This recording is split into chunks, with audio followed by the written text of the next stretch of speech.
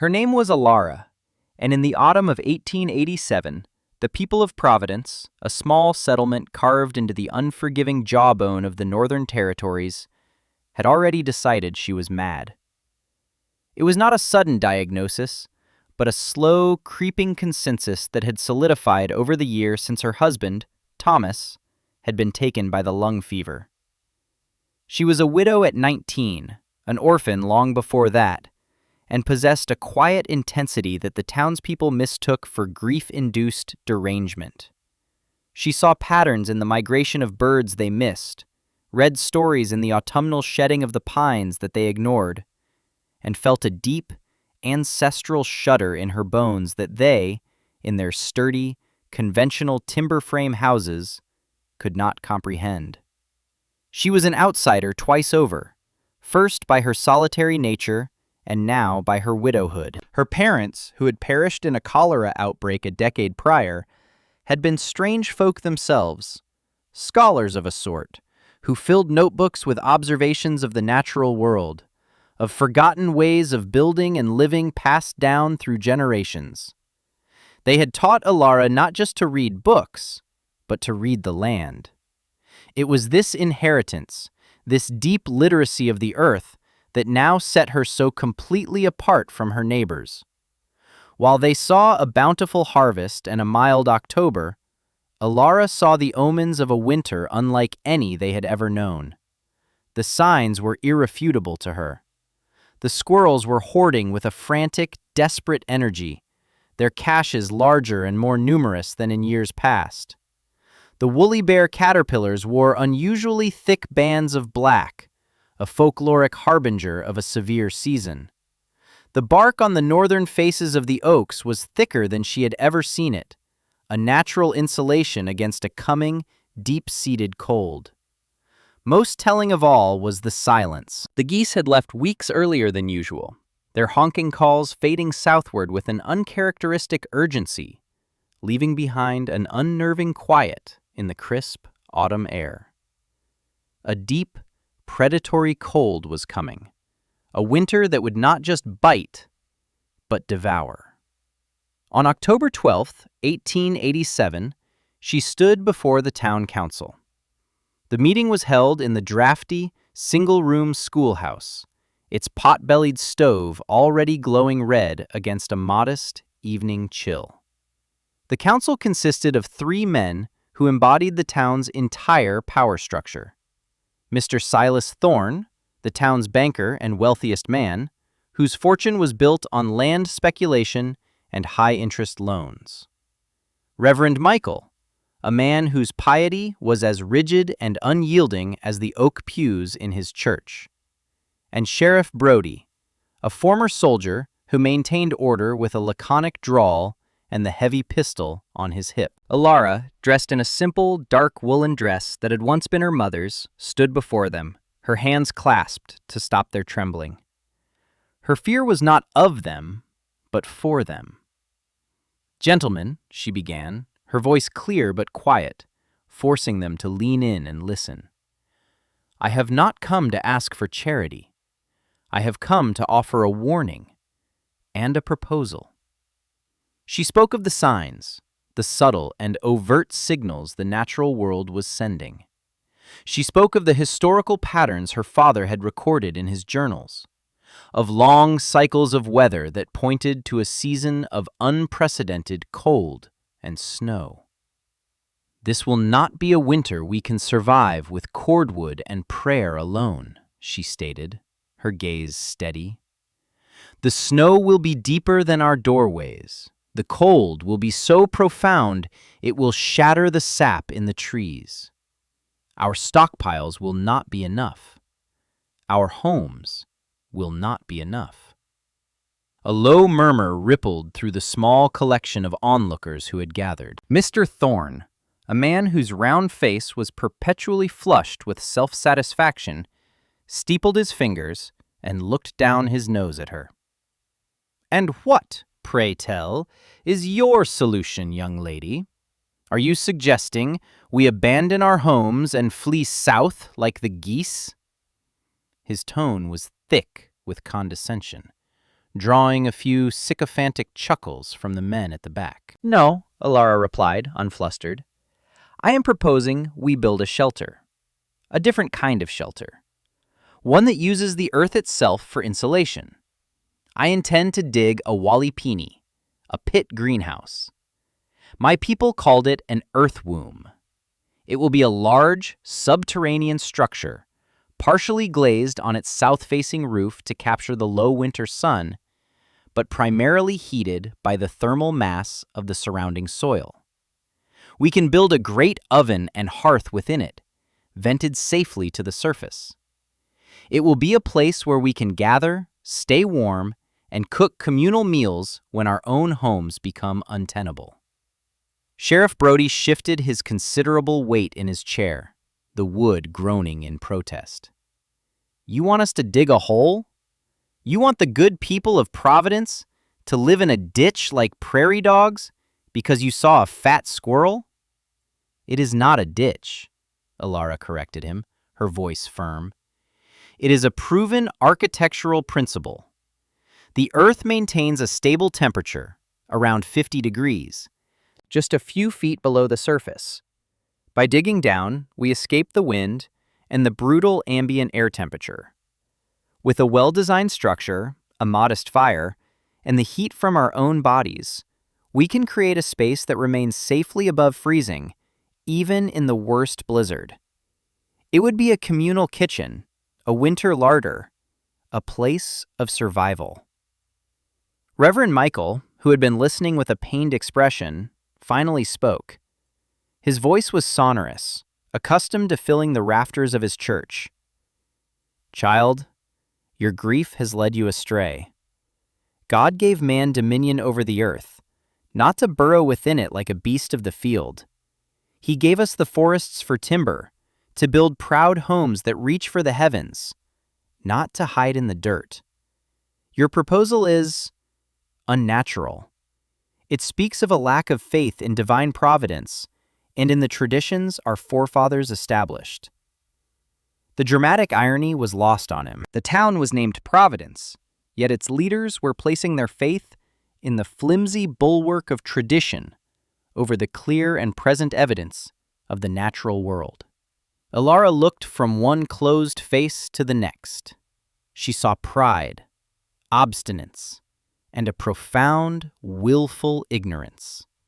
They were men who believed their positions and their gender granted them an inherent wisdom that a young woman, an orphan, could never possess. "How much would this folly cost?"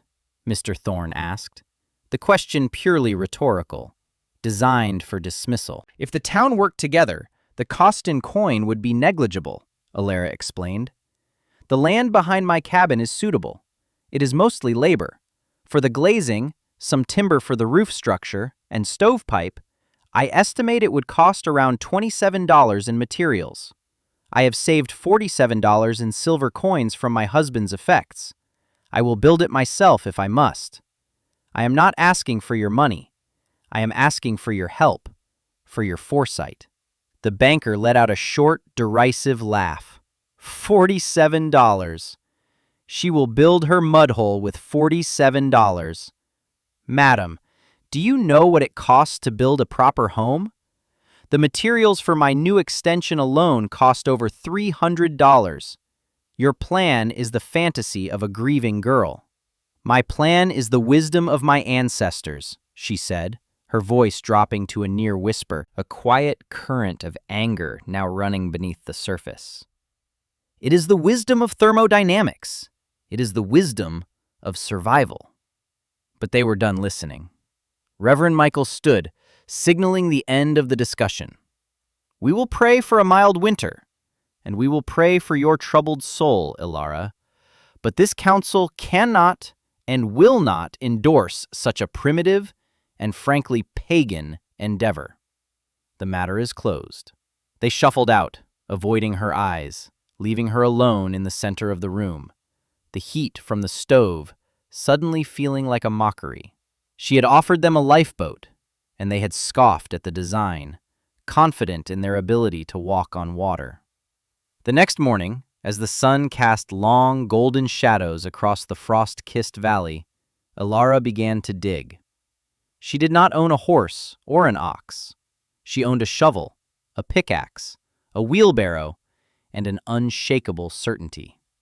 The spot she had chosen was a gentle, south-facing slope about 50 yards behind her small cabin. The soil here was a mix of loam and clay, relatively free of the large stones that plagued other parts of the valley. Her father's journals had taught her to read the land for its subterranean character, and she knew this spot would be hard work, but not impossible.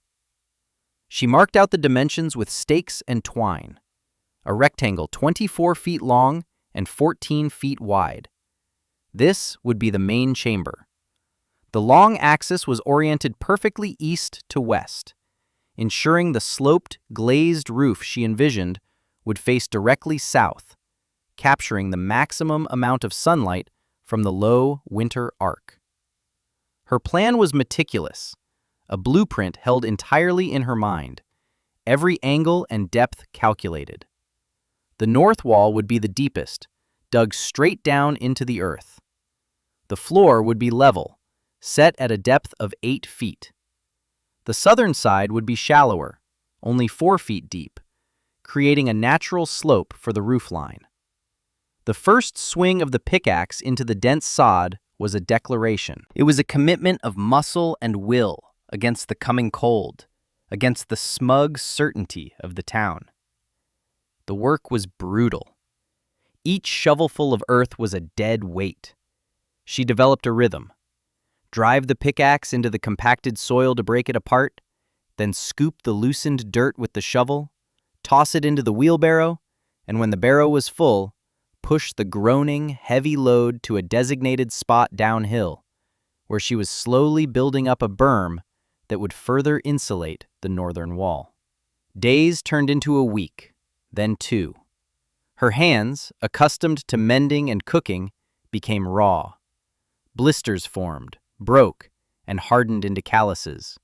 Her back and shoulders screamed with a pain that settled into a permanent, dull ache. Townspeople would sometimes wander by, ostensibly on their way to hunt or check traps, but really to gawk at what was quickly becoming known as Ilara's folly, or, more cruelly, the widow's grave. They saw a lone woman, smeared with dirt, doggedly carving a hole in the ground. They saw madness. They did not see the careful, geometric precision of the excavation. They did not understand that she was not just digging a hole, she was sculpting a shelter. Mr. Thorne made a point of riding his polished gelding past her property every few days.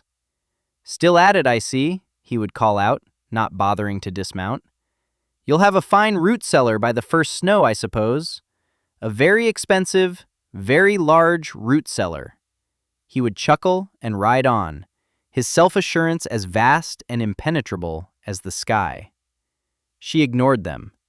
Their words were wind. The earth was real. As she dug deeper, the air in the pit grew still and cool, the temperature noticeably more stable than the surface air, which swung from near freezing at dawn to pleasantly warm by midday. She was already entering the realm of the Earth's thermal mass, the planet's own slow, steady heartbeat. This was her confirmation. This was the science her father had taught her. She was not mad, she was right. After 3 weeks of relentless labor, the main excavation was complete. The pit was a marvel of clean lines and precise angles, a sunken room waiting for its bones and skin.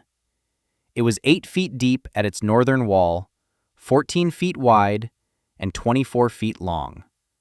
The floor was tamped flat and hard. Now came the structural work. She used a portion of her $47 to purchase heavy timbers from the local sawmill.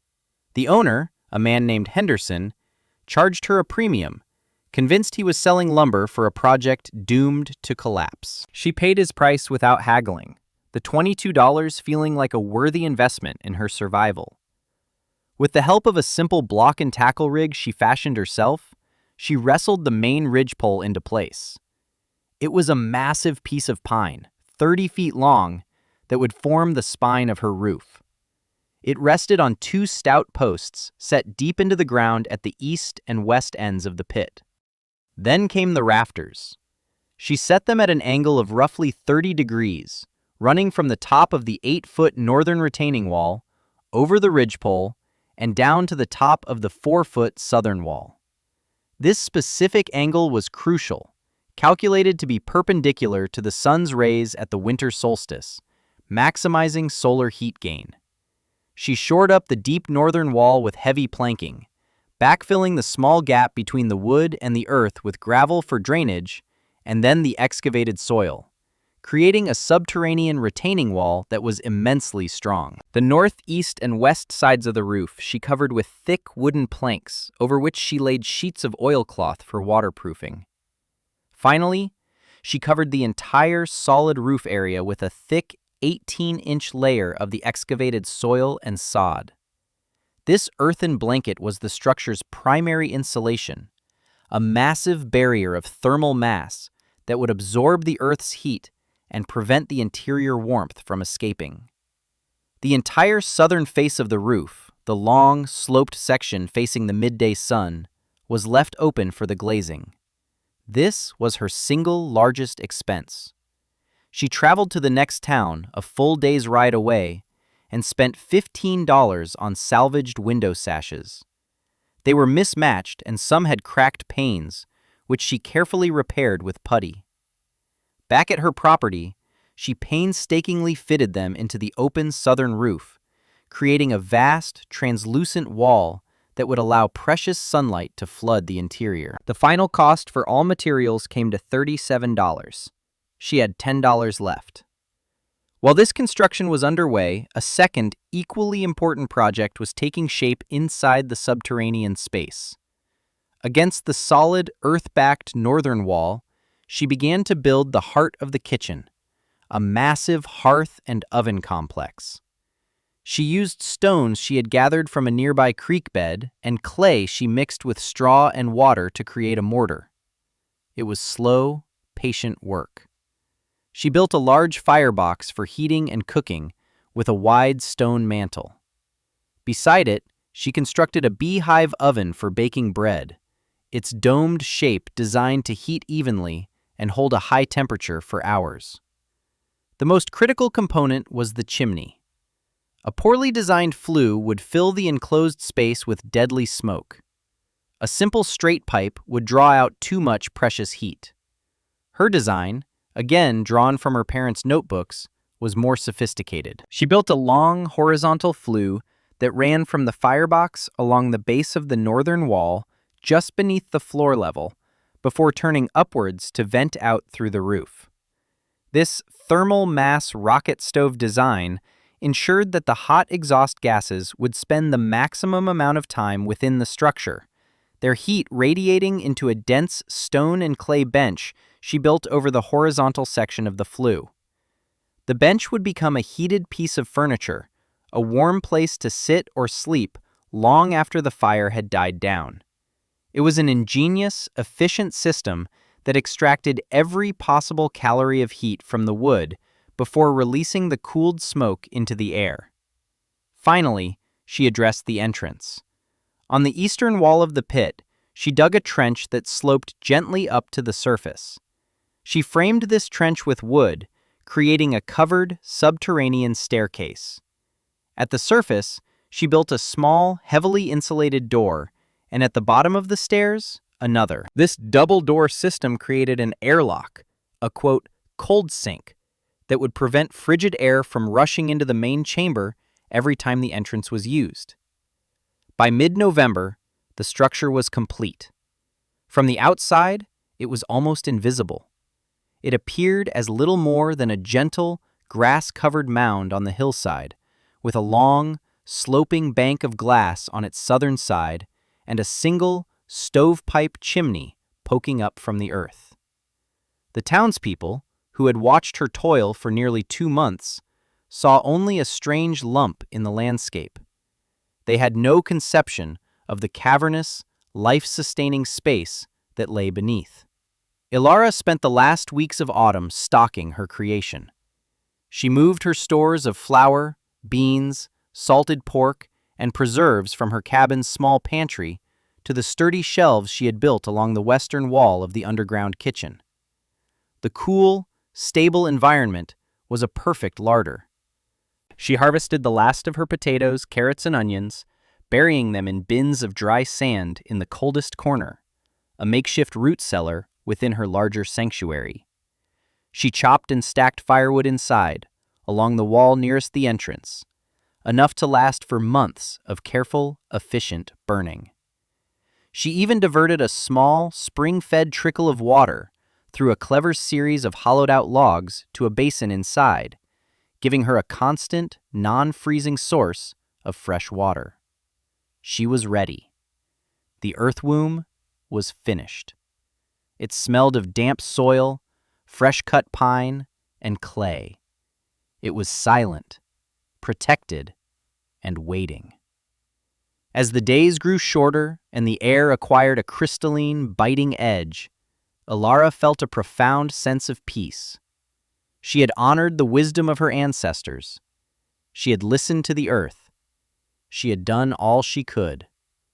The rest was in the hands of the sky. December arrived with a deceptive mildness. The sun shone brightly in a pale blue sky, and the town's confidence swelled. "See?" Mr. Thorne announced to anyone who would listen in the general store. "All that fuss for nothing. A fine, open winter. That poor girl dug her own tomb for no reason."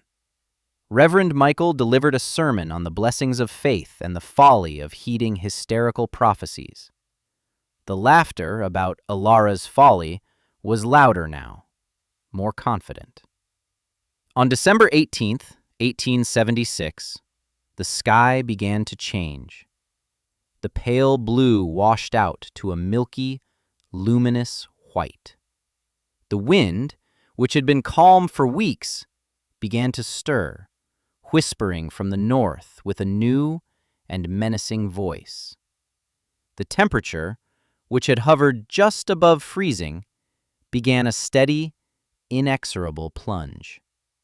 Ilara, checking the barometer her father had left her, saw the needle falling faster than she had ever seen it drop. She secured the shutters on her small cabin, left a single lamp burning in the window as a beacon, and retreated into the silent, waiting warmth of her underground kitchen, closing the heavy insulated doors behind her. The snow began that evening, not as gentle flakes, but as a hard, stinging sleet driven by a rising gale. By morning, the world was gone, erased by a blinding, swirling whiteness. This was not a snowstorm. It was a physical assault. The wind howled with the sound of a freight train, a constant, deafening roar that vibrated through the very timbers of the houses in Providence. The snow was not falling so much as it was moving horizontally, a solid river of white that blasted against any obstacle, piling into immense drifts with terrifying speed. Inside her sanctuary, Ilara was cocooned in almost absolute silence. The 18 inches of soil and sod on her roof absorbed the hurricane-force winds, reducing the apocalyptic roar to a distant, muffled hum. She lit a small, economical fire in her hearth. The ingeniously designed flue drew perfectly, and soon the stone bench along the north wall began to radiate a gentle, pervasive warmth. The temperature inside hovered at a comfortable 60 degrees. Sunlight, filtered through the snow-caked glass roof, cast a soft, ethereal glow through the space. She made herself a cup of tea and began to knead a loaf of bread, the simple, domestic act a stark contrast to the elemental fury raging just a few feet above her head. For 2 days, the blizzard was relentless. In the town of Providence, conditions deteriorated from inconvenient to desperate. The wind drove the fine, powder-like snow through every crack and crevice in their conventionally built homes. The indoor temperatures plummeted. families huddled around their stoves, feeding them constantly. But the insatiable cold leached the heat away as fast as it was produced. The immense drifts buried doorways and windows, plunging the homes into a terrifying darkness. The roaring of the wind was a constant psychological torment. By the third day, the crisis began. Wood piles, which had seemed so large, were dwindling at an alarming rate. The first house to run out of fuel was that of the Tanner family, who lived at the exposed northern edge of town. John Tanner, his face gaunt with fear, tried to make it to his woodlot, only to be driven back by a wall of wind and snow so solid he could barely stand. His children were crying, their breath pluming in the frigid air of their own living room. By the fourth day, the town was locked in a frozen tomb. The snow had stopped, but the wind still howled, and the temperature had fallen to a level none of them had ever experienced. It was 30 degrees below zero, a cold so absolute it felt like a malevolent presence.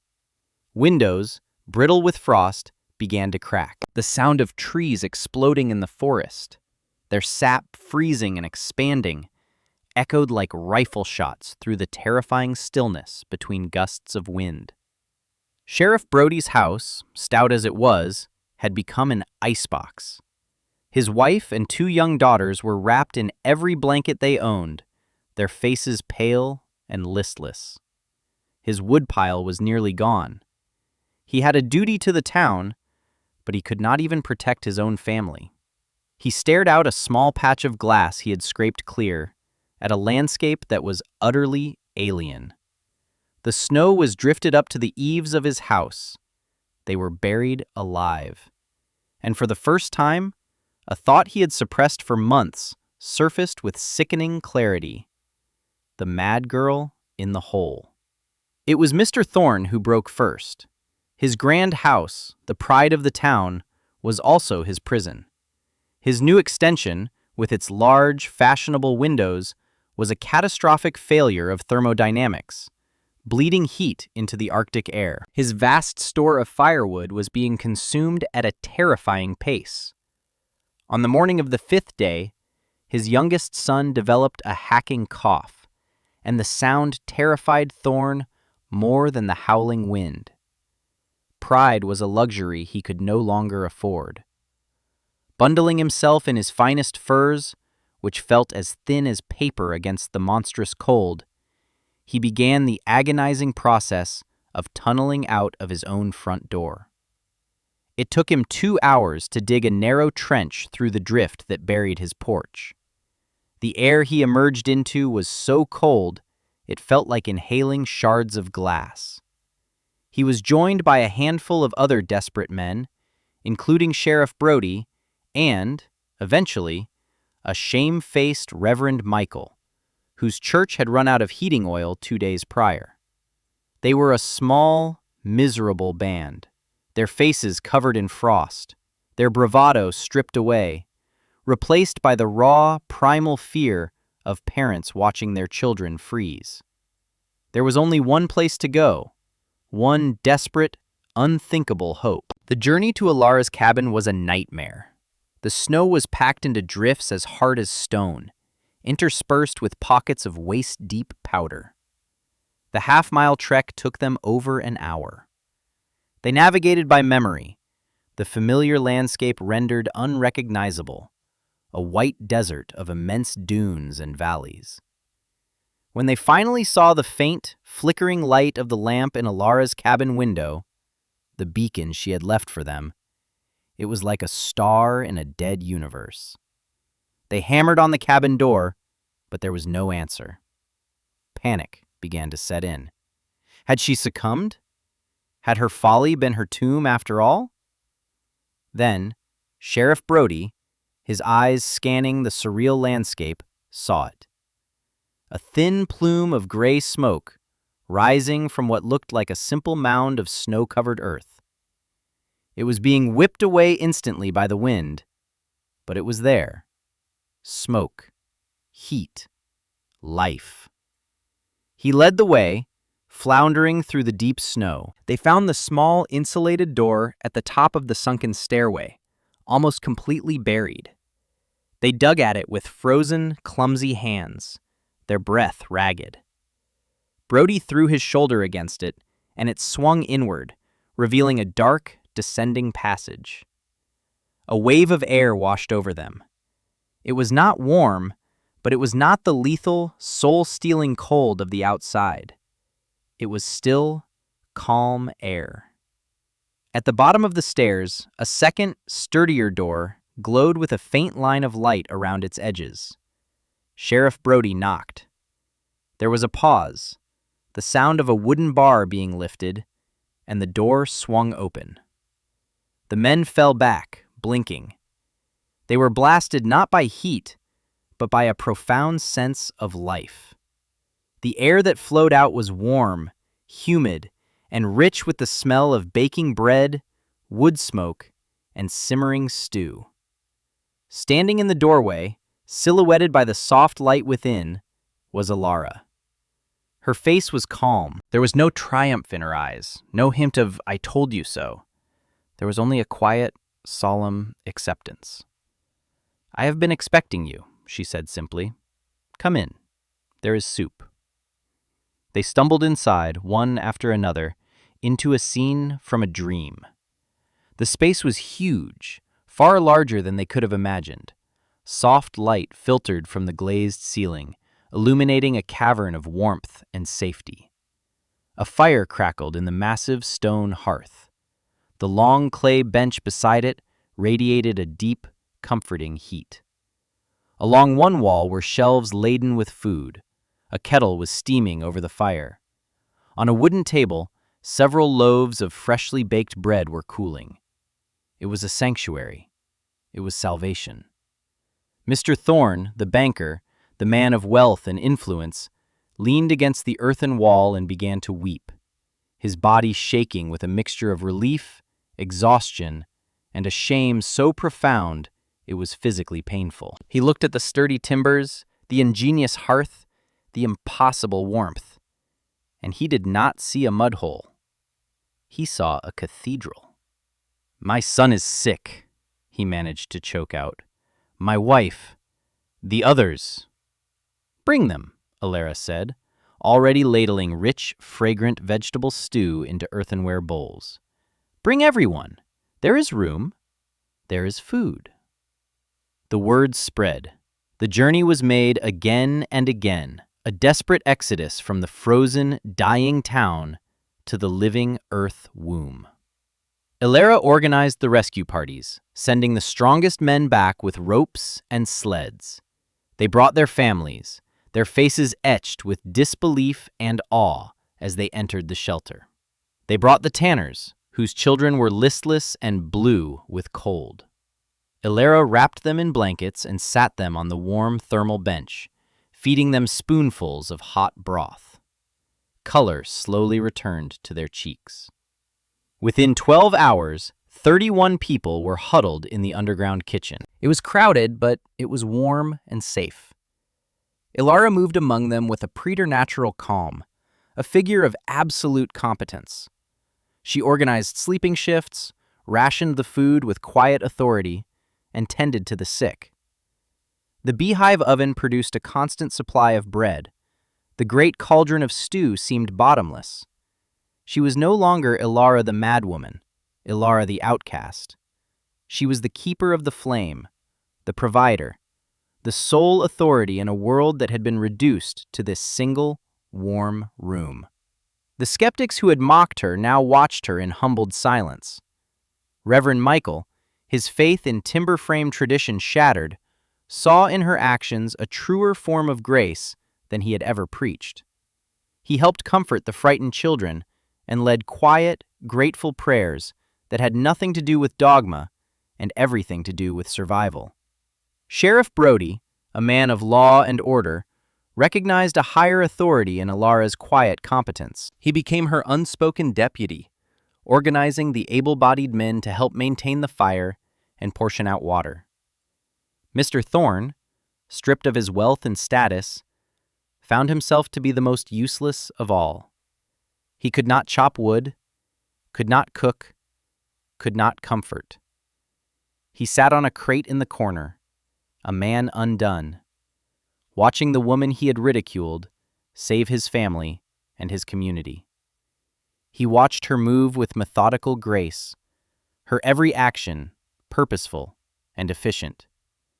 He saw the calluses on her hands and understood, for the first time in his life, the meaning of true wealth. It was not in silver coins or deeds to land.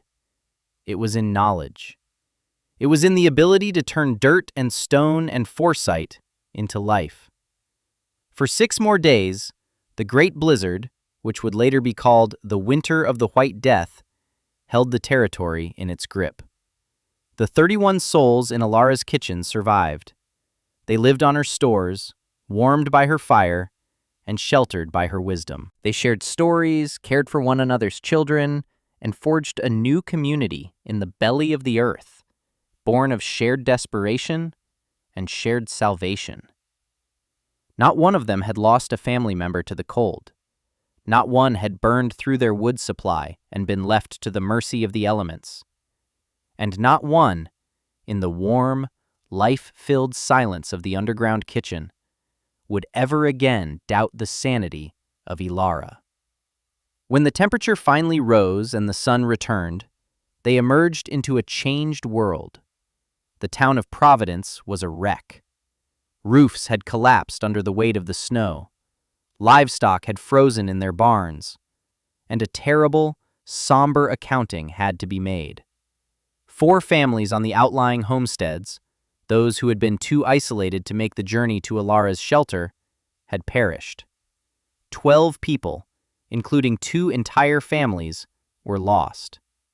They had put their faith in conventional walls and abundant firewood, and it had not been enough. Their homes had become their tombs. The survivors looked at their own damaged houses, then back at the simple, snow-covered mound on the hill. Alara's folly. The widow's grave. It had been the ark. She had seen the flood coming, and she had built the ark while they had all laughed. In the spring of 1888, the town of Providence did not rebuild as it had been.